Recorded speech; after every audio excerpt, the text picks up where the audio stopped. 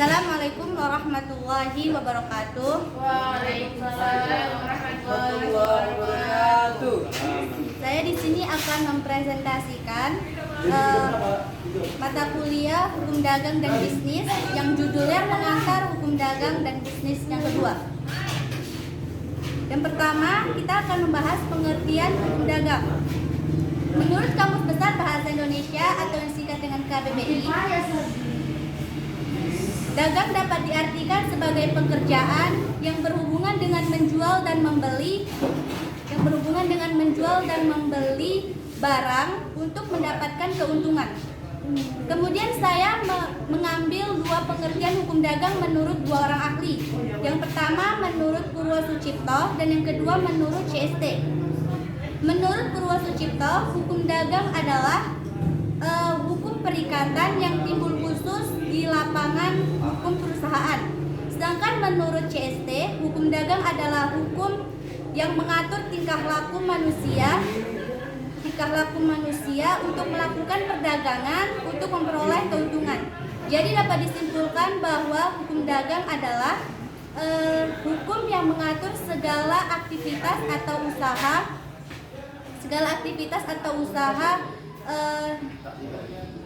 antara subjek hukum yang satu dengan subjek hukum yang lainnya sehingga saling bersangkutan antara keduanya untuk memperoleh keuntungan.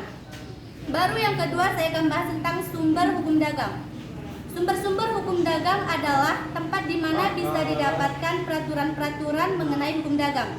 Sumber-sumber hukum dagang yaitu yang pertama, Kitab Undang-Undang Hukum Dagang atau yang sering disingkat sebagai KUHD. KUHD mengatur beberapa perikatan yang berkaitan dengan perkembangan lapangan hukum perusahaan. Yang sumber hukum yang kedua yaitu KUH Perdata atau Kitab Undang-Undang Hukum Perdata. Sesuai pasal 1 Kitab Undang-Undang Hukum Dagang, Kitab Undang-Undang Hukum Perdata dijadikan sebagai sumber hukum dagang sepanjang KUHD tersebut tidak mengatur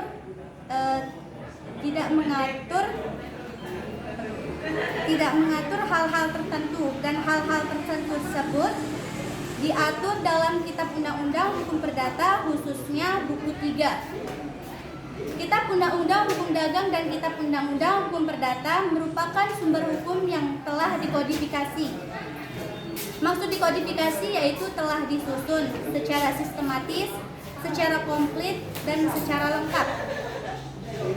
Kitab Undang-Undang Hukum Dagang dan Kitab Undang-Undang Hukum Perdata dibuat secara bersamaan, yaitu pada tahun 1847 di negara Belanda.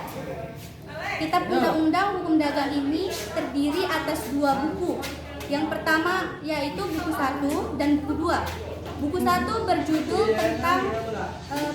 berjudul tentang perdagangan pada umumnya. Buku 2 berjudul tentang hak dan kewajiban yang timbul karena perhubungan kapal. Kemudian sumber hukum yang ketiga yaitu peraturan perundang-undangan. Contoh dari peraturan perundang-undangan ini yaitu Undang-Undang Nomor 10 Tahun 1998 tentang perbankan. Yang kedua yaitu Undang-Undang Nomor 1 Tahun 1995 tentang perseroan terbatas atau PT. Lalu sumber hukum yang keempat yaitu kebiasaan.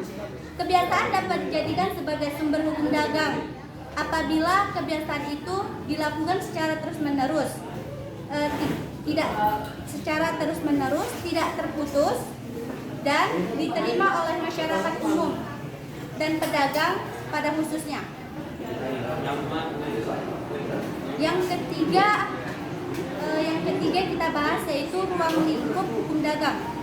Yang termasuk ruang lingkup hukum dagang yaitu kontrak sosial, jual beli, merger, kepailitan dan likuidasi, anti monopoli dan yang lainnya. Yang keempat yaitu subjek dan objek hukum dagang. Subjek hukum dagang. Subjek hukum terbagi menjadi dua. Yang pertama subjek hukum manusia, yang kedua subjek hukum badan hukum. Subjek hukum manusia.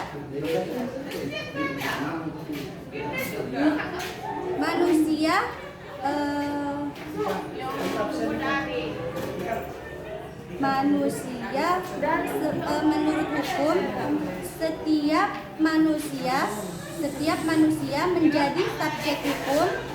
Setiap manusia menjadi subjek hukum secara kodrati atau secara alami. Manusia dianggap sebagai subjek hukum ketika ia dilahirkan sampai ia meninggal dunia. Bahkan bayi yang baru lahir pun sudah dianggap sebagai subjek hukum. Yang kedua yaitu badan hukum atau right person. Badan hukum menurut Sumitra adalah suatu badan yang dapat mempunyai harta kekayaan seperti orang-orang pribadi. Badan hukum menurut segi bentuknya terbagi menjadi dua. Yang pertama badan hukum publik dan yang kedua badan hukum privat atau badan hukum sipil. Kemudian objek hukum dagang. Objek hukum adalah